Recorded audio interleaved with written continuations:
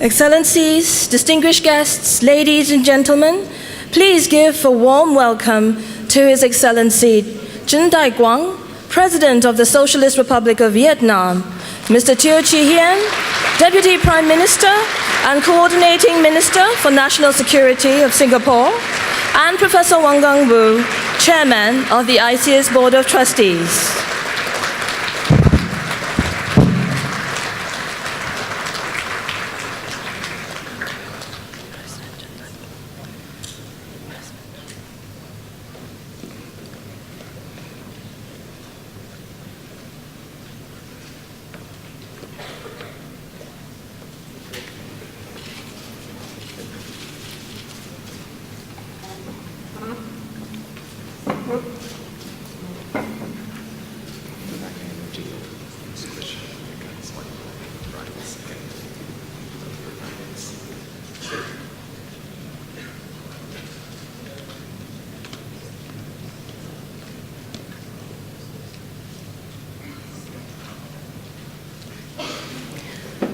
President Tran Dai Quang, Deputy Prime Minister Mr. Teo Chi Hien, Excellencies, distinguished guests, ladies and gentlemen, good morning and a very warm welcome to the 38th Singapore Lecture.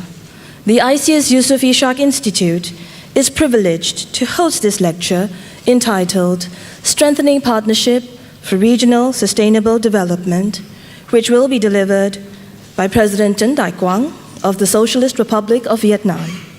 To begin the proceedings, I have the pleasure to invite Deputy Prime Minister Mr. Teo Chi Hien to give opening remarks, introduce our distinguished speaker, and chair the proceedings. DPM, sir.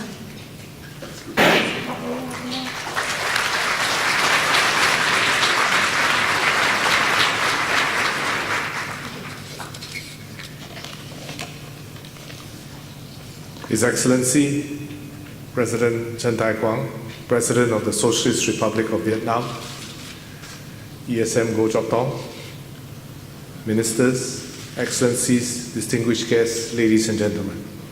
A very warm welcome to the 38th Singapore Lecture. We are privileged to have His Excellency Tran Dai Quang, President of the Socialist Republic of Vietnam, with us this morning. President Quang, thank you for agreeing to deliver this lecture during your first state visit to Singapore. This is also the first Singapore lecture by a Vietnamese leader. Vietnam has emerged as an economic success story in our region, having achieved rapid and sustained growth alongside remarkable socio-economic development. Since the introduction of economic reforms, or Doi Moi, in 1986, Vietnam has made remarkable progress. Its economy continues to do well, posting growth rates of more than 6% and attracting record levels of foreign direct investment. Vietnam's attractive geographical location, young, educated, and dynamic workforce, and rich natural resources are just some of the factors that have been cited as ingredients of its success. But credit too to Vietnam's leaders, who have stayed the course on important economic reforms to improve access to infrastructure and build up a business-friendly environment. Like Singapore, Vietnam is an outward-looking economy and one that has taken advantage and been an advocate of free trade agreements connecting our region, such as the Trans-Pacific Partnership and the Regional Comprehensive Economic Partnership. It is therefore no surprise that Singapore-Vietnam relations are underpinned by strong economic ties, multifaceted cooperation, and frequent high-level exchanges. Singapore is one of Vietnam's top investors. Our companies are active in sectors key to Vietnam's development, such as ports and logistics, healthcare, manufacturing, industrial parks, and real estate. The 7 Vietnam-Singapore Industrial Parks, or VSIPs, across Vietnam, which began as our flagship government-to-government project 20 years ago, are a concrete symbol of our economic ties. There are also growing links between our two peoples, with many Vietnamese students studying in Singapore, tourist groups, and increasing exchanges between our grassroots associations and cultural groups. I'm confident that our relations with Vietnam will continue to grow with President Quang and the new Vietnamese leadership at the helm. Before his election as president by the 13th National Assembly in April 2016, President Quang had a long and distinguished career at the Ministry of Public Security. He started as an officer in the Political Protection Department in 1975 and rose through the ranks to serve as Minister of Public Security from 2011 to 2016. I had the honor and was fortunate to have had the opportunity to work closely with President Quang as my Home Affairs counterpart between 2011 and 2016. Under his able leadership, Singapore and Vietnam advanced our cooperation on security and law enforcement.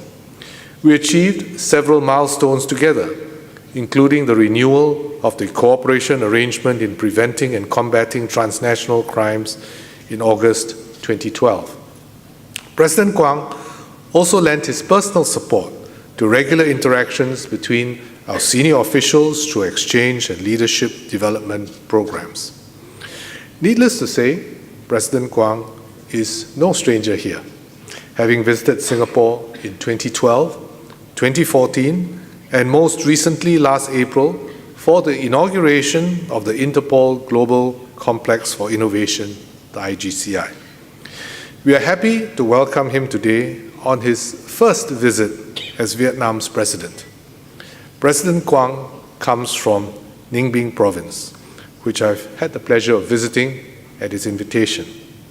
I recommend a visit to enjoy the cultural heritage and scenic beauty with limestone cave formations and to enjoy the warm hospitality of a friendly people. You can come to my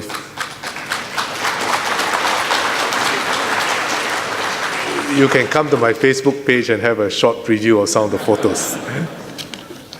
It is now my pleasure to invite President Quang to deliver the 38th Singapore Lecture on the topic, Strengthening Partnership for Regional Sustainable Development. Let us welcome President Quang.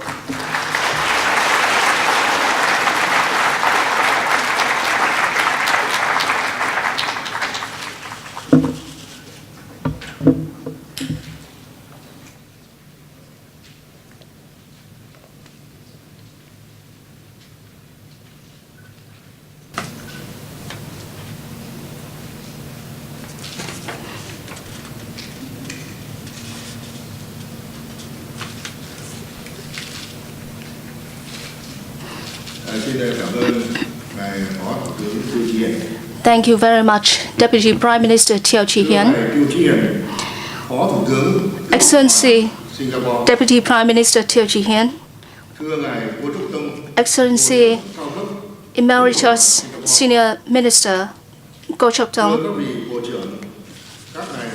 Honorable Ministers, Excellencies, Ambassadors, representatives of the Diplomatic Corps, Professor Wang Kyung-woo, ladies and gentlemen. It is my great honor and privilege to deliver the 30th Singapore Lecture today, and I'm also very pleased to meet and exchange views with all of you, the leaders, politicians, members of cabinet, professors, scholars, and academics at this most prestigious forum of the Lion City, the land of miracles created by hard work, perseverance, and strategic vision. Your presence today demonstrates your profound interest in the relationship between Vietnam and Singapore, as well as the desire to share in and work together for a Southeast Asia of peace, stability, cooperation, and development, and for a peaceful and prosperous Asia-Pacific region in a rapidly changing world with many opportunities and also no less challenges. Allow me to express my most Sincere thanks to President Tony Tan, Prime Minister Lee Hsien Loong, Deputy Prime Minister Teo Chee Hean, the government of Singapore, and the ISEAS Yusof Ishak Institute for having accorded to the Vietnamese delegation and myself your kindest hospitality and warmest affections. Ladies and gentlemen, mankind has come into the later half of the second decade of the 21st century and is witnessing many deep and comprehensive changes. The international community rejoices at the accomplishment of many Millennium Development Goals. Mankind's faith is reinforced as countries came to agreement concerning the common direction of development as outlined in the 2030 United Nations Sustainable Development Agenda. The future of the world looks brighter as nearly 200 countries join a shared commitment to fulfill the Paris Agreement on climate change. Peace, stability, and cooperation for development has become an inevitable demand of all nations and a major trend in today's world.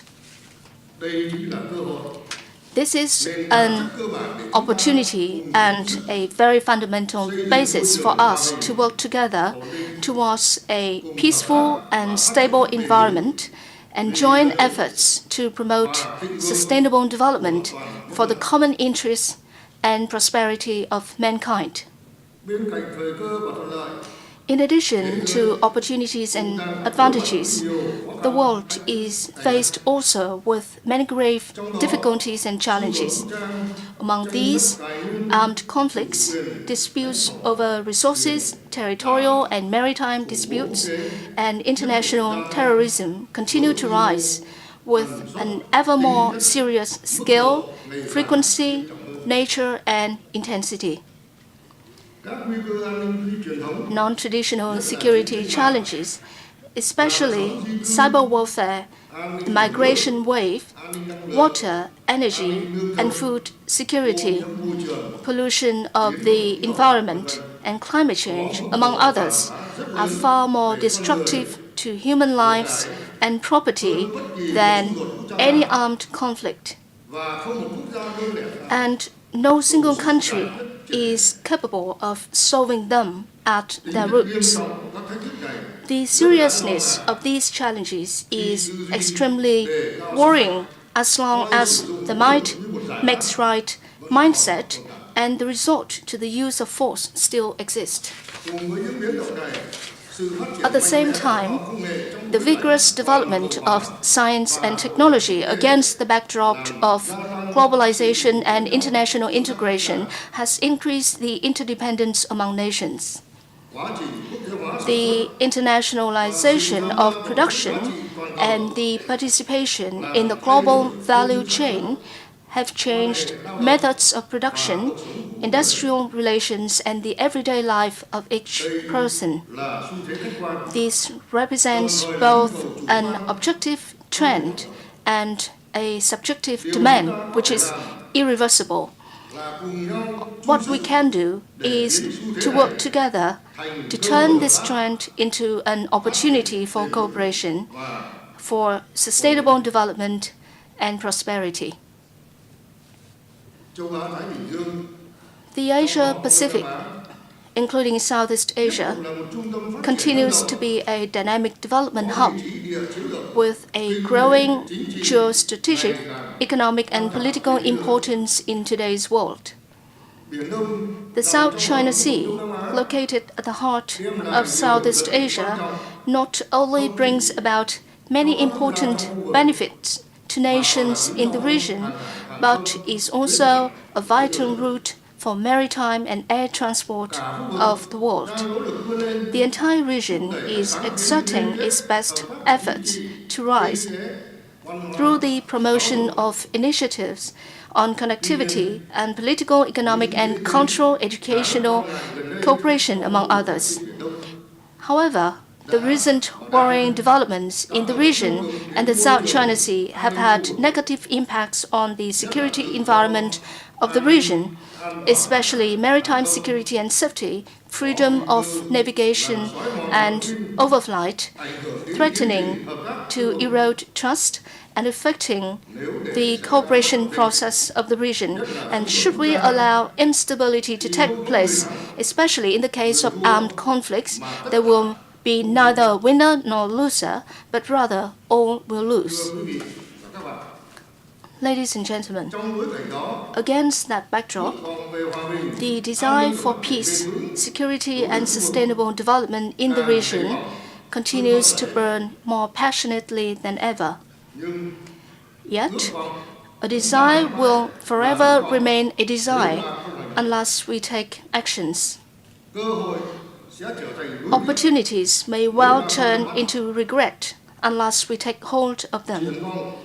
Potentials shall become mere disappointment should we lack determination. The late Prime Minister of Singapore, Lee Kuan Yew, once said, "You are not just making promises or pleasantries. You mean what you say." The only path to transform desire into reality is for all nations to stand united, act together, and promote cooperation on the basis of international law, equality, and mutual interest. That is the goal of ASEAN. Over the past years, with a vision beyond its own interests, ASEAN has been expressing its voice ever stronger and more responsible over the common concerns and interests of the international and regional community, especially in such areas as cooperation as sustainable development, climate change response, natural disaster, and epidemic relief, among others. ASEAN has been very successful in drawing the strategic engagement of major powers in the common interests of peace, stability, sustainable development in the region and the world over. A multipolar and multi-layered regional architecture in which ASEAN plays a central role is conducive to and can satisfy the interests of all parties. In order to make better use of its role in maintaining peace and stability, promoting cooperation, and fortifying itself in the face of hardships and challenges, ASEAN should strengthen the implementation of the 4 core areas known as SIROP. First, strengthen political coherence, focusing on the promotion of dialogue and the building of confidence and common norms of conduct. Second, promote economic, cultural, and social integration, making use of economic advantages and harmonizing the cultural identity of each nation to create a combined strength of the community. And third, uphold the responsibility and the awareness of a shared destiny, attaching importance to the implementation of the core principles of ASEAN, in which solidarity and consensus are the distinct values that member states should respect and preserve. And fourth, steady the aim of an ASEAN of the people, formulating mechanisms for citizens of ASEAN to take part in the making, supervision, and implementation of policies so that the service to the people would become the supreme goal in the building and development of the community. Ladies and gentlemen, in the 20th century, the Vietnamese people have suffered great injuries and losses. Our country has been ravaged and scarred by war. With the cooperation and assistance from the international community, with undaunted spirit and resilience, the Vietnamese people have risen from the yoke of oppression, from ruin, poverty, and backwardness. History has proven that solidarity, including international solidarity, is a valuable tradition and a major lesson of the Vietnamese people. And such a lesson has greatly influenced Vietnam's foreign policy and actions. After 30 years of reform, our country has overcome social and economic crisis and the state of underdevelopment. We have become a developing middle-income nation, engaging in the process of strengthening industrialization, modernization, and international integration. Yet, we are also faced with many challenges and difficulties. A developing yet unstable economy, mounting public debt, gradually reducing bad debts that remains yet at a high level, unbalanced human resource structure, low workforce quality, and infrastructure lacking in standardization, all of these continue to stand in the way of development. Under that circumstance, we have been continuing to uphold the spirit of patriotism, make use of all resources and the creativity of the people while strengthening comprehensive reform so as to step up national development in a sustainable way. In foreign relations, Vietnam pursues a consistent policy of independence, self-reliance, peace, cooperation, and development, multilateralization and diversification of external relations, proactive international integration. Vietnam is ready to be a friend, reliable partner, and responsible member of the international community. Accordingly, Vietnam pays close attention to the development of traditional friendly ties with neighbor countries, the promotion of cooperative relations with major and important partners, the improvement of integration effectiveness, and the fulfillment of all international commitments.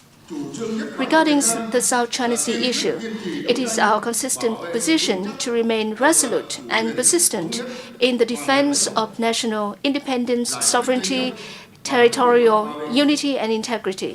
We seek to settle disputes by peaceful means through the political, diplomatic, and legal process on the basis of international law, including the 1982 United Nations Convention on the Law of the Sea.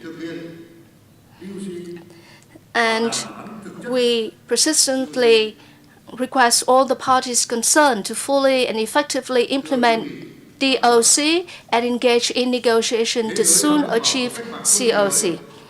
Ladies and gentlemen, mankind is entering the revolution of new technology and the era of the Internet of Things, new materials, automation, and in a foreseeable future, artificial intelligence. This may be a challenge that requires a major effort, especially for developing countries like Vietnam. Yet, this is not a zero-sum game, but instead is an opportunity for sharing, cooperation, and development. More than any other countries, Singapore, as a founding country of the 1982 United Nations Convention on the Law of the Sea and the Trans-Pacific Partnership, would understand the value of joining hands and joining minds to take hold of this opportunity.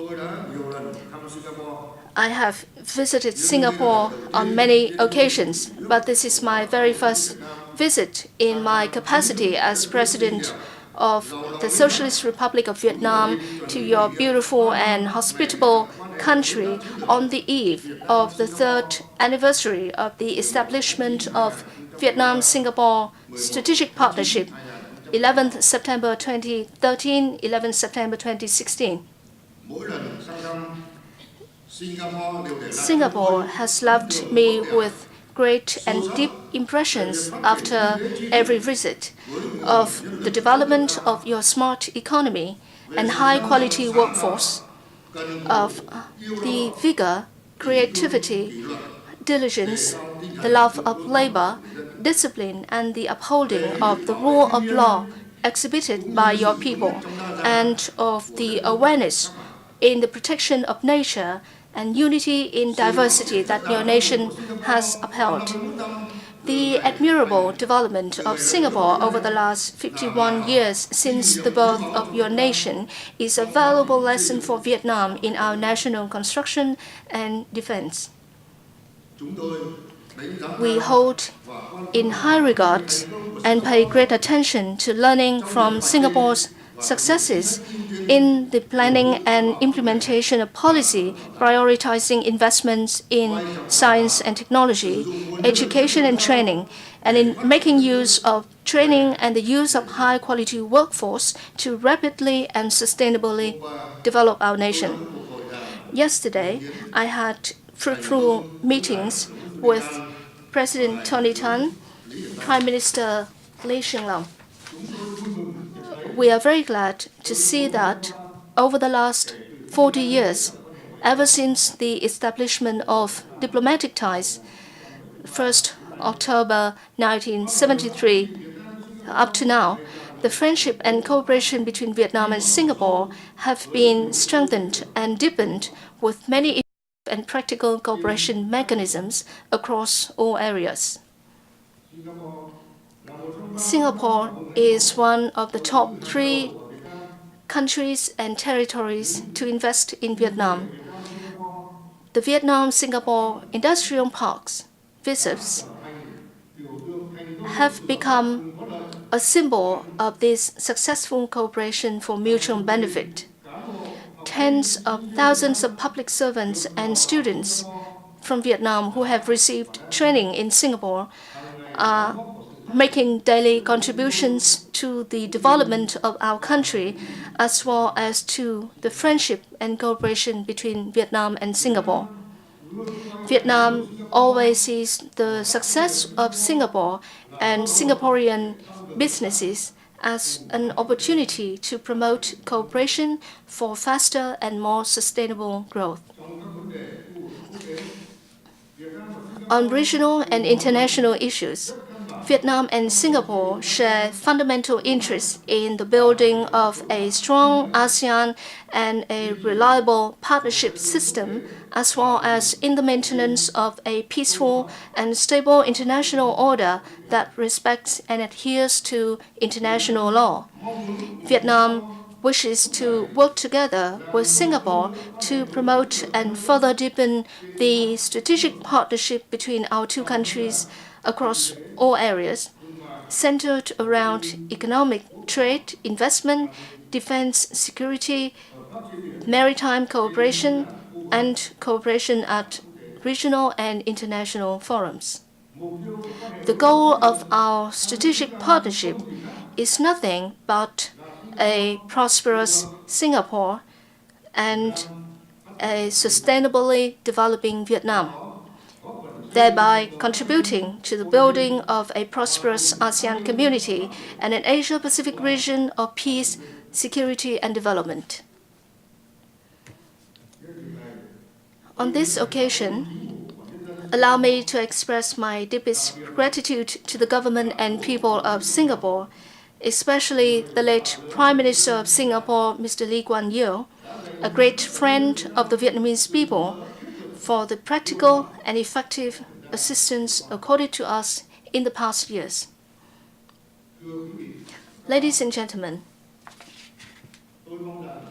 I do hope that today's discussion will give us deeper insights on regional and international issues related to Vietnam's foreign policy, as well as Vietnam-Singapore relations, so that we may devise more concrete cooperation activities and join hands for our common interests. Once again, thank you all for being here today. May the ISEAS Yusof Ishak Institute continue to grow and attain greater achievements in academic research and high-quality human resource training, making practical contributions to the preservation of peace, security, and sustainable development in the region and the world over. I wish you all good health, happiness, and many successes. Thank you very much for your attention.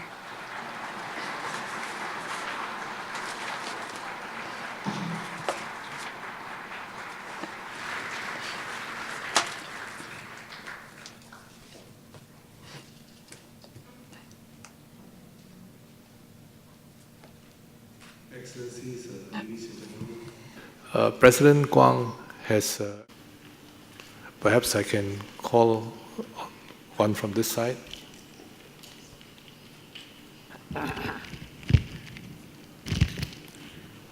Thank you, Mr. Chairman. Thank you, Your Excellency, Mr. President, for your very enlightening lecture. My name is Lê Hồng Hiệp. I'm a research fellow at the ISIS Yusof Ishak Institute. Your Excellency, since joining the ASEAN in July 1995, Vietnam has been playing a very active role in promoting ASEAN's role in regional affairs. And at the same time, Vietnam has also been benefiting from its ASEAN membership, especially in terms of economic cooperation and also its management of the South China Sea dispute. But recently, we have seen some negative developments that seem to have undermined the ASEAN centrality in regional affairs. So, Your Excellency, my question is, could you please enlighten us on the Vietnamese perspective of the ASEAN's role in regional affairs and how Vietnam can contribute to a stronger ASEAN and a stronger ASEAN community? Thank you very much.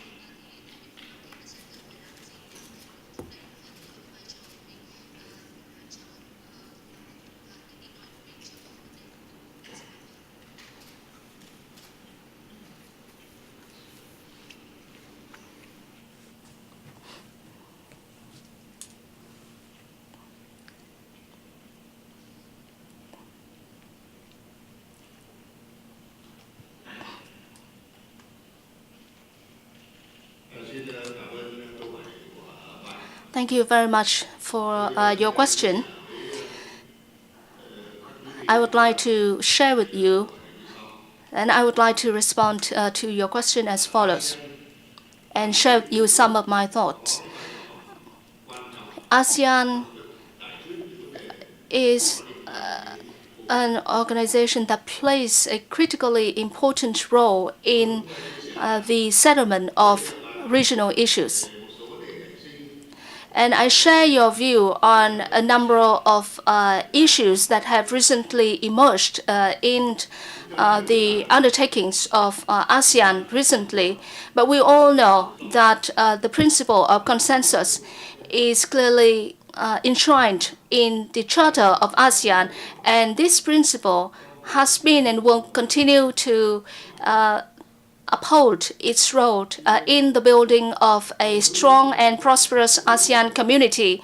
Nevertheless, in addition to the principle of consensus regarding the newly emerging issues, in order to ensure flexibility and effectiveness of handling or issues within the ASEAN community, we believe that it is possible for countries of ASEAN to consider and supplement a number of other principles as a supplementary to the principle of consensus in ASEAN.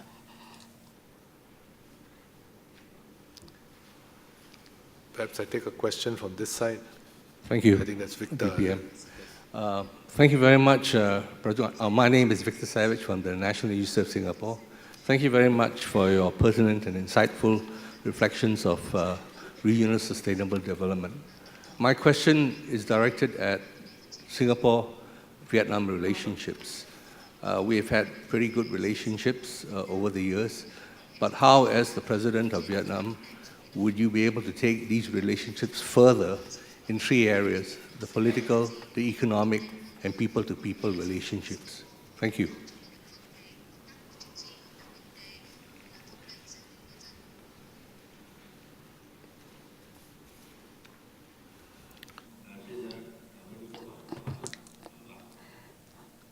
Thank you for your question, and I'd like to respond to your question as follows. In my speech, I have strongly affirmed that Vietnam and Singapore have enjoyed a long-standing traditional ties, and both Vietnam and Singapore are members of the ASEAN community. The two countries have established diplomatic ties for nearly 40 years. And since in 2013, Vietnam and Singapore established strategic partnership.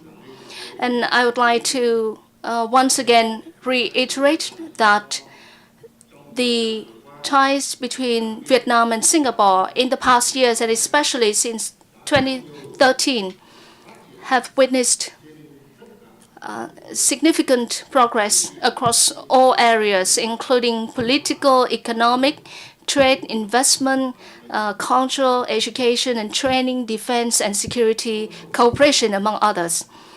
And in my meetings, in my talks with Singaporean leaders yesterday,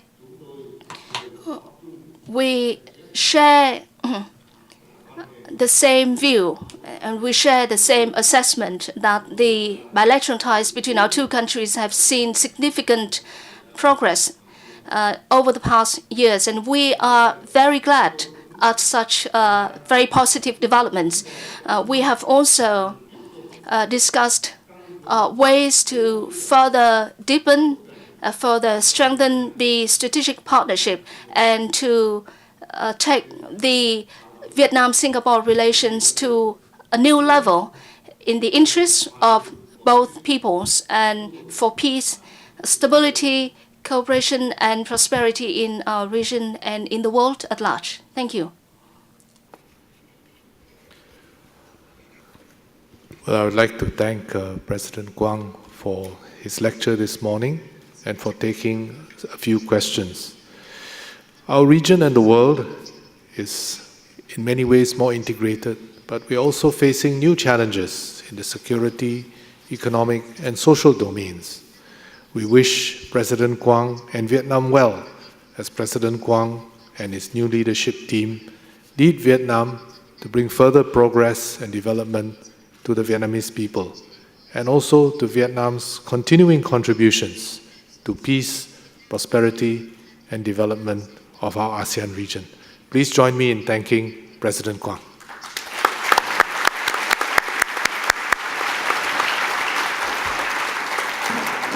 Thank you, President Quang. And thank you, DPM, sir. Excellencies, ladies and gentlemen, the chairman of the ICS Board of Trustees, Professor Wang Gangwu, will now present President Tran Dai with a memento from the ICS Yusof Ishak Institute.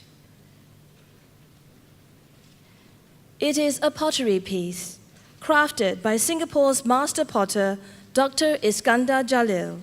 The piece is entitled Blue Mat Bowl.